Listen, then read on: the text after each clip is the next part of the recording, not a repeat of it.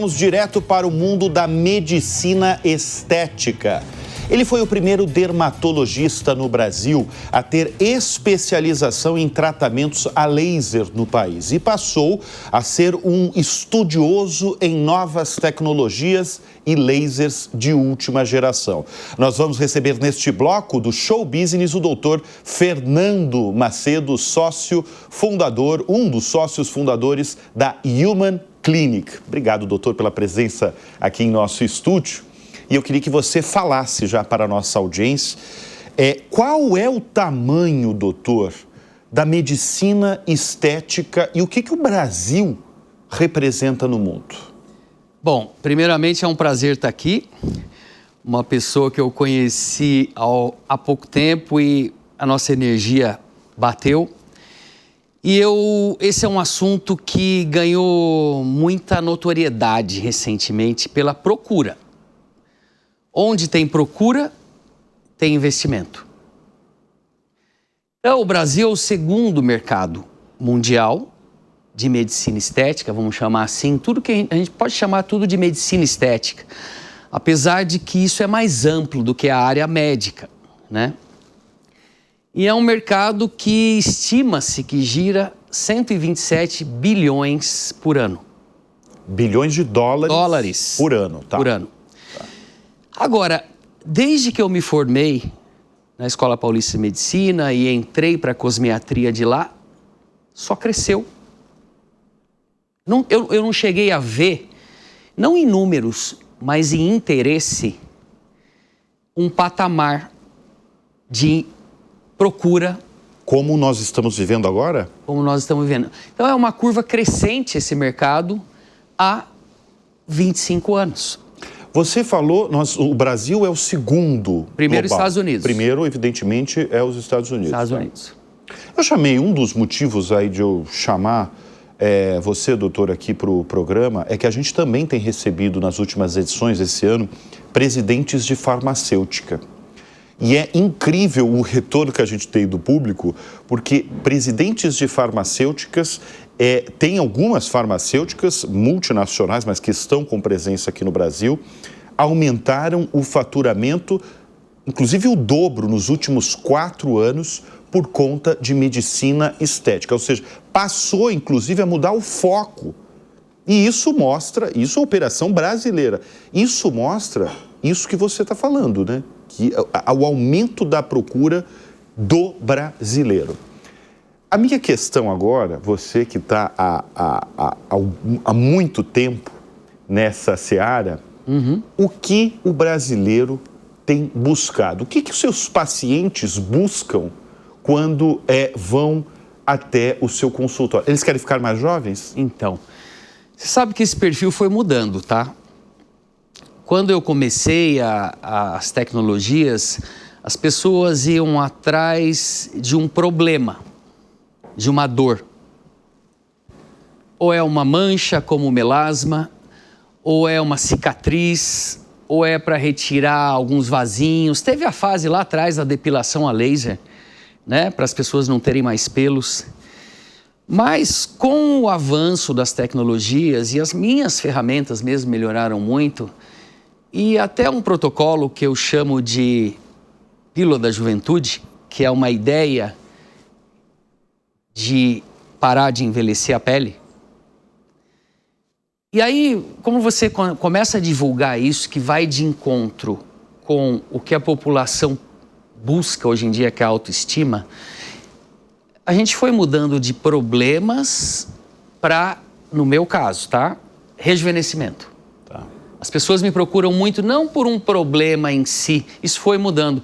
Doutor, eu ouço você falar, eu já vi os seus comentários, as suas exposições, e eu vim aqui buscar como é que eu fico bem, como é que eu melhoro, como é que eu rejuvenesço e como é que eu me mantenho jovem. Então as pessoas querem ficar mais jovens o tempo todo, para ter uma autoestima, uma estima melhor. Você sabe o poder da autoestima, né? Sim. Isso para você, para mim. Agora imagina para as novas gerações. Pois é, você está falando de novas gerações, doutor. Eu imagino que deve ter um impacto muito grande das redes sociais, né? Eu queria entender, você profissional longevo já, o impacto das redes sociais. Porque assim, se a gente falar de uma rede social, só vou pegar uma. O Instagram, no início dos anos 2000, por exemplo, não existia Instagram. E a partir do momento que existe uma rede social chamada Instagram, em que as pessoas postam fotos, em que as pessoas buscam curtidas, os likes, eu imagino que deve ter tido um impacto grande no seu setor, né? Olha, Bruno, eu acho que isso foi um dos motivos que fez essa mudança no perfil da procura dos meus pacientes, né? Esses pacientes, e principalmente essa geração mais jovem, é muito importante para eles parecerem como o que eles veem como bonito no Instagram. Isso não quer dizer que é real, porque a gente sabe que as pessoas usam filtros no Instagram. Muito filtro, né? E agora tem até um movimento contra o filtro, contra o artificial, contra o excesso. Você já ouviu falar disso? Já. Né? Porque foi tudo sendo canalizado por uma coisa muito irreal. O over. O fake, é isso? O fake, tá. Né? Agora, deixa eu te falar uma coisa. Você falando do fake, do falso, o que acontece? Eu imagino que você já deve ter deparado muitas e muitas vezes com aquele cliente que não fica satisfeito com um procedimento e você, como um profissional sério, sabe que tem um exagero. A pessoa nunca está satisfeita com aquilo que você está propondo como profissional. Qual é a atitude? Você já se deparou com muita gente assim? Algumas vezes. Existem dois caminhos. Se é uma queixa real e a gente ainda não atingiu um objetivo e é possível ser atingido, aí nós vamos reformular como o tratamento. Associar tecnologias é muito interessante. Vocês sabem que eu gosto muito de lasers, de tecnologias. Tem muitas tecnologias que não são laser, mas parecem, tá? Que a gente pode tratar tudo como a mesma coisa.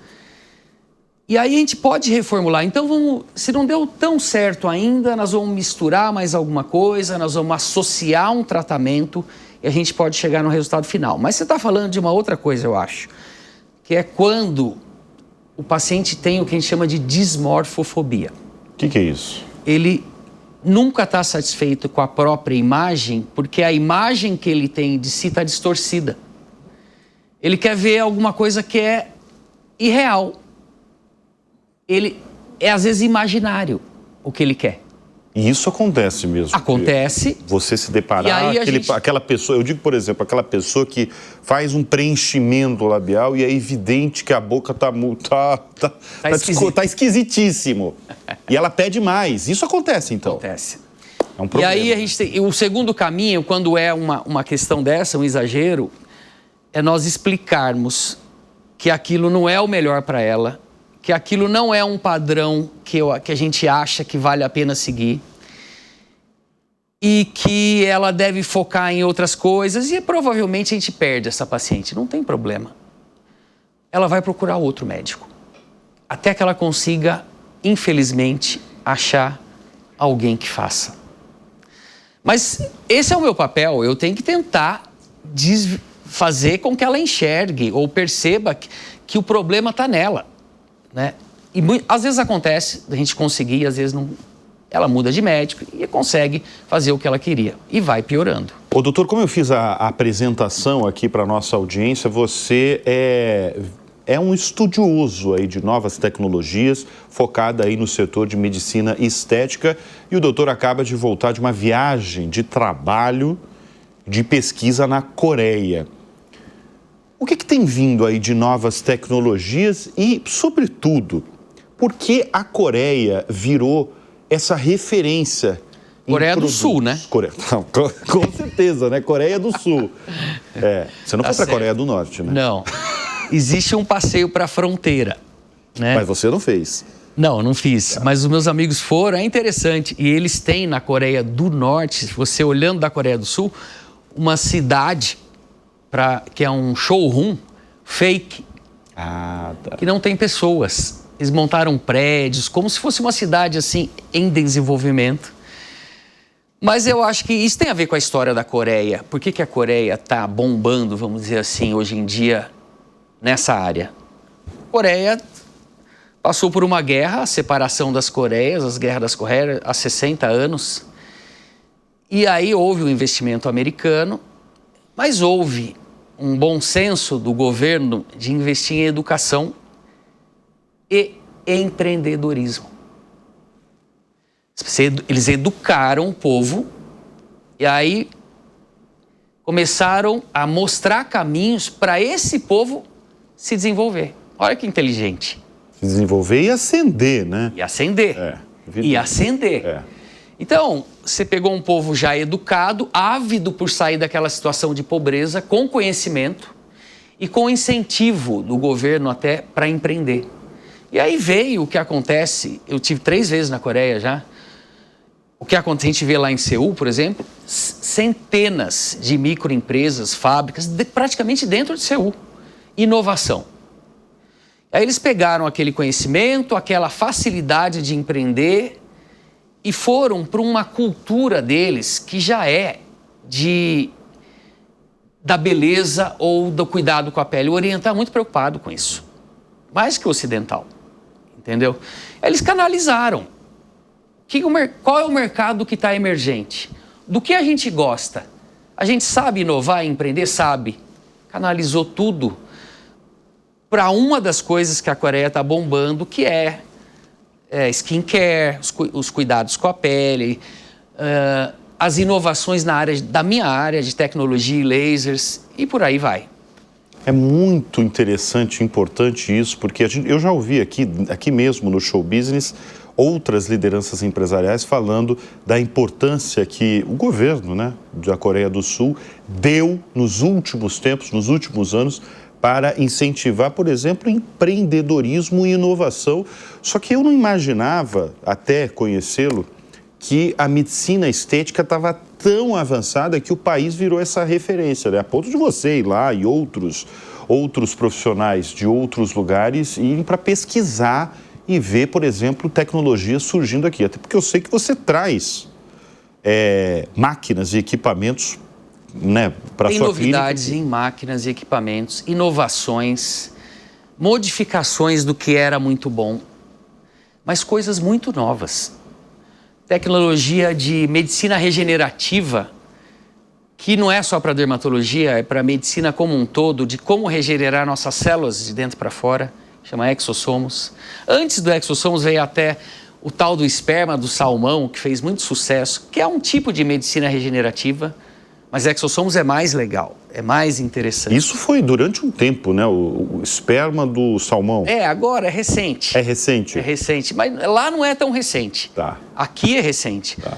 A Coreia passou o Japão no PIB. O Japão sempre foi, fora a China, o Japão sempre foi a potência nessa área. A Coreia passou o Japão há alguns anos. Os carros coreanos estão por todo lugar. Eles estão exportando cultura. As novelas, o way of life coreano, K-pop, né, que eles falam. Então, assim, você vê que é um acontecimento realmente, tem muita coisa interessante acontecendo lá. Na minha área, vale a pena ir buscar esse conhecimento. Agora, como é que os coreanos e outras nacionalidades veem o Brasil? Você que esteve lá com tantos profissionais das mais variadas nacionalidades, como é que eles veem o Brasil no setor de medicina estética? Olha, você está perguntando dos coreanos ou de um modo geral? Pode falar dos coreanos e também de um modo geral, porque você acabou de voltar de lá.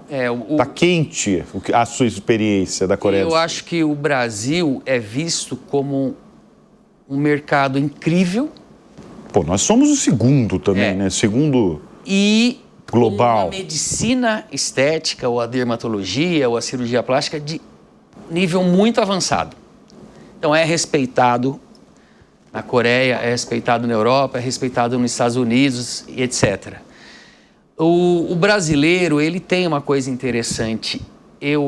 Isso se a pessoa é bem informada, porque depois a gente pode até falar que está tendo muito problema aqui de gente que não tem formação fazendo medicina estética. Mas o brasileiro, ele tem um pouco mais de jogo de cintura, que permite ir um pouco além do protocolo básico. de inovação também, de técnicas, entendeu? E isso é valorizado. E o coreano é assim também. O coreano, ele tem um pouco de jogo de cintura comparado com outros orientais. Doutor, eu quero entrar justamente no que você falou agora no final, porque uma das formas de mostrar esse pujante mercado que é a medicina estética é a entrada dos mais variados tipos de profissionais sérios, profissionais com muita formação e de profissionais que não têm formação, mas se fazem uma propaganda ali que tem formação e que são profissionais e que têm experiência e o resultado é catastrófico, para não dizer fatal. Na verdade, para dizer fatal, porque nesse último ano a gente teve alguns casos, inclusive, de pacientes que acreditaram em profissionais, em clínicas. Eu estou lembrando justamente de um aqui na capital de São Paulo, e que o paciente morreu ali na cadeira de um dermatologista. Como é que vocês, como setor profissional, veem essa entrada aí desses não profissionais? A gente está tendo um problema porque não existe uma regulamentação para esses procedimentos. Não tem hoje? Não tem. Mas daí qualquer um pode? Quem é que pode fazer? Não é só o médico.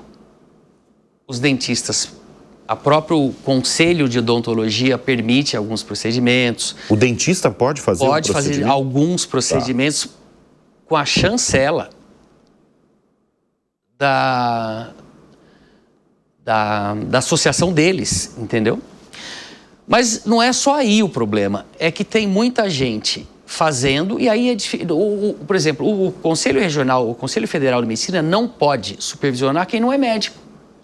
Então não tem como ele tomar conta disso. Tem que ter uma regulamentação maior, por fora. É o ato médico, que não passou no Congresso há alguns anos atrás e que por uma pressão de outras classes, né? E aí o Conselho Federal de Medicina não pode regulamentar outras classes, não tem essa competência.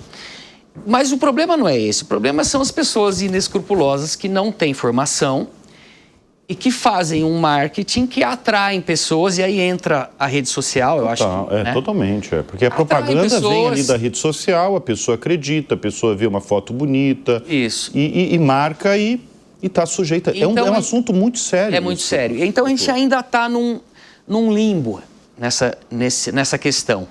E é preocupante e houveram mortes, e não é só isso, a gente vê pessoas, às vezes... queimadas, deformadas, com alterações visuais, com necrose de pele. Então, é um alerta para as pessoas procurarem profissionais que são da área, né? Que são dermatologistas, ou que são médicos especializados em alguma técnica. E para não... Mas a curto prazo você não vê um caminho aí de excluir os maus profissionais? Uma força-tarefa para aprovar um ato médico que regulamente o que só pode ser feito por médico, entendeu? E o Conselho Federal de Medicina trabalha nisso, mas eu acho que ainda estamos longe. Doutor, qual que é o produto que mais sai no seu consultório? É o Botox? É a tecnologia? É o laser? Eu acho que ainda é em volume eu não sei te dizer exatamente, mas são os lasers de rejuvenescimento. O Botox, que é uma coisa assim, ele complementa tudo que é feito, né? Que é a toxina botulínica. Que Botox é que nem Gillette, né? É a lâmina de barbear, é a Gillette. Fizemos propaganda aqui. Não, pode falar, pode falar. Esse programa é de negócio, não tem problema. Então, por quê? Porque o Botox é a marca, né? Sim, Mas o Botox, ele é um complemento. Não, eu falo de Botox porque todo mundo imediatamente vai saber o que é o Botox. O que virou Gillette. Exatamente, Mas assim, o Botox, ele complementa o laser e ele complementa os preenchedores, tá? Então, na clínica existe uma divisão, assim, uma parte que da nossa empresa de profissionais que fazem mais a parte de preenchimento e fios, e a parte de rejuvenescimento com lasers e tecnologias. E eles são, em número de procedimentos, hoje muito próximos. Sempre foi mais o preenchimento. E agora está tendo uma mudança na cosmetria em si, na procura do que a gente chama de quiet beauty. As pessoas estão meio que se voltando contra o exagero, como já aconteceu com a plástica também. Teve o boom da plástica, depois todo mundo falou, não quero plástica. Aí teve o boom da harmonização facial, não quero harmonização facial. Já caiu de moda a harmonização? Eu acho que sim. Você ouve falar, você vê as pessoas tirando, né? Você tem é verdade. Tem gente que tira a harmonização. Movimento. Que deve ficar mais estranho ainda. Não, melhora. Ah, melhora? Melhora, porque o preenchedor em Mas excesso... dá para você fazer a harmonização, troca e voltar assim? Não, o que você se for ácido... Uma desmoralização. Se for ácido hialurônico, que é o mais usado, tá? Teoricamente, ele vai embora, o nosso organismo reabsorve. O que a gente percebe é que isso não acontece em muitas vezes. E aí o acúmulo de ácido hialurônico, preenchimento sobre preenchimento, vai deixando a pessoa... E você deve ter visto algumas pessoas muito bochechudas. A Madonna já passou por isso, a Demi Moore, não sei se você viu o filme recente dela. Depois ela tirou. Isso tem antídoto. Tem a hialuronidase, que é feita com cautela, pode ir tirando aquele excesso. Porque não só ele deixa volumizado demais, mas ele começa a travar a musculatura. A pessoa começa a não conseguir mexer bem o rosto. Independente do botox, tá? E existe uma tendência de ir para o que eu sempre fiz, que é essa coisa do quiet beauty, do rejuvenescimento de dentro para fora, o mais natural possível, fazer o inverso de envelhecer. Doutor, qual que é o segredo de uma clínica de sucesso? Primeiro, resultado. Se não tiver resultado, não vai. Resultado que você diz é resultado financeiro, resultado de... clínico. De satisfação do cliente? Satisfação do cliente. Tá. E como é que você tem resultado? Você tem formação, estudo, as melhores tecnologias, os melhores produtos, treinamento, equipe. Porque aí, quando você começa a ampliar, você tem equipes que vão fazer também o seu trabalho, ou parte do seu trabalho, ou o seu protocolo que você desenvolveu, desenvolver inovação. O que eu faço é, falar um pouco de mim, é pegar o que existe de tecnologia e tirar o melhor que existe daquela tecnologia, fazer inovação, protocolos inovadores. Aí eu tenho que ensinar isso. E aí a gente vai seguindo o caminho das empresas, né? Pessoas, marketing, experiência do paciente. Mas tudo começa com resultado. Se você não entregar... Esquece, não tem jeito. Não vai. Tem jeito. Uma hora que o marketing não se sustenta, né? É verdade. Doutor, eu vou fazer uma pergunta que eu faço para todos os convidados aqui do Show Business, porque de certa porque de certa forma revela muito da persona que passa por essa cadeira. Quem são as suas referências no mundo dos negócios, porque a gente está falando de um setor pujante da economia brasileira, e também na vida? Olha, no mundo dos negócios, eu vou ser chavão aqui. Não tem como não falar. Pode ser. Não tem como não falar do Steve Jobs e do Bill Gates. Eles mudaram o mundo. E cada um na sua. Mas, por exemplo, uma pessoa... E por quê, né? E eu até vou mais... Apesar do Steve Jobs ser mais genial, eu gosto muito da pegada do Bill Gates, porque eu gosto muito de pessoas. E ele é um cara que parece que tem uma preocupação também com as pessoas, com o social. E aí eu vou te falar uma outra empresária americana que tem essa pegada, que é a Oprah, né? Que veio, venceu, conecta pessoas e traz também benefícios, né? Eu acho que no Brasil tem pessoas interessantes. Eu gosto de um trabalho, acho que é Eduardo Lira, Gerando Falcões, sim.